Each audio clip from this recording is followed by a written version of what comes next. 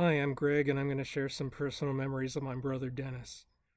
Some of our griefs have to be shared, and by the same token, our joys and happiness must also be shared. So while you join our family in the grief of Dennis's passing, I want to take a moment to share the celebration of his life that I've had the joy and happiness to know literally all my life. My brother was born July 5th, 1946, the son of David and Dora Soohoo. He was named Dennis Wayne Soohoo, and his Chinese name was Tien Fok, which means heavenly wealth. He was born in Los Angeles, and because our dad's business was in Chinatown, LA, our family history was rooted there too. And Dennis spent his youth playing with friends along Chungking Road and spending time at many family birthday parties and holiday gatherings with his many cousins. When Hollywood came looking for kids to play post war orphan Chinese refugee children, Dennis apparently had an agent who helped him get uncredited roles in the movies The Left Hand of God, Love is a Many Splendid Thing, and a few others. And he would say that he would have been in The King and I, but that our mom failed to renew his acting license and he lost out big on his big Hollywood close up. Those same cute kid looks were also the reason why Dennis was invited to be a ring bearer for the many weddings of family and friends of mom and dad. Dennis attended Castelar Street School, Florence Nightingale Junior High, and Belmont High School. And while at Belmont, Dennis's yearbook photo showed him involved in the Pre-Med Club, the Squires Boys Club, Belmont Tribune, and he was Boyce Vice President of the Prometheans, class of 1964. Dennis was well liked and involved in high school and remained a continuing presence in his class reunions, the last of which was his 50th class reunion in 2014. And even then, his high school friends commented how youthful he stayed after so many years.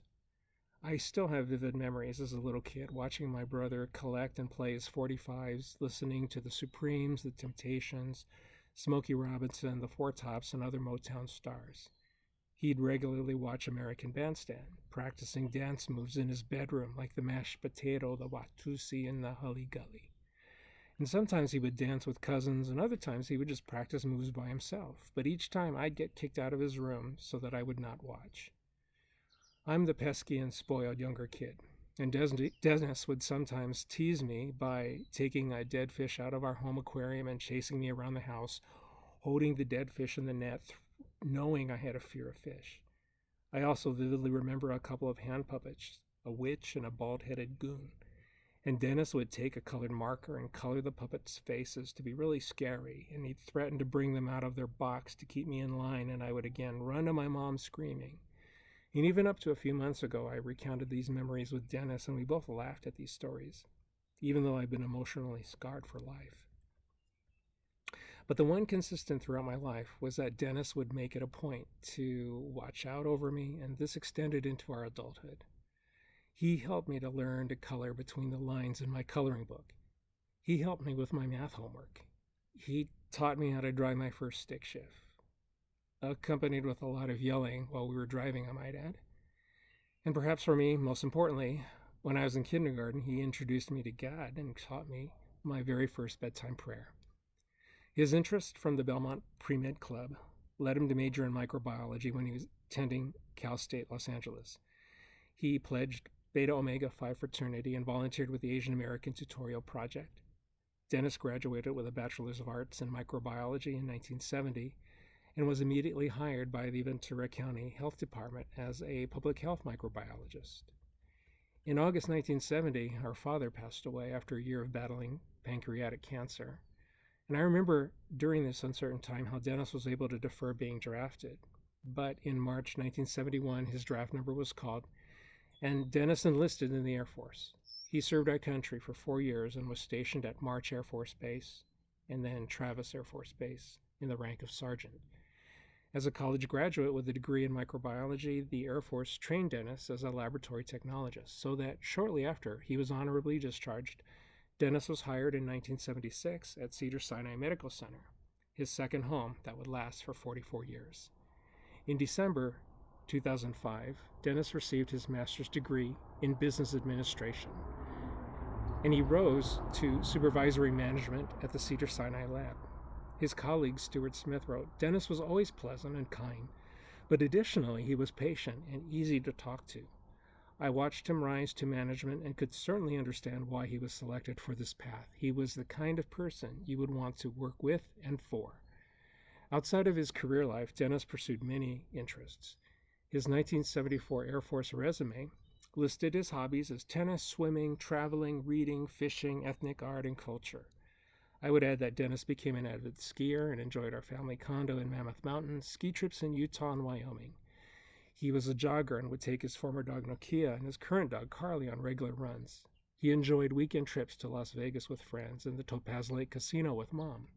Whether in Vegas or a cruise ship's casino, Dennis was an envied regular winner on the slot machine or the blackjack table. Dennis traveled Europe, Asia, and also enjoyed luxury cruises with family and friends, with his last cruise to Alaska with Sebastian just last year. He and Sebastian would join friends or family on trips to Hawaii, Disney World, Yosemite, road trips to visit friends.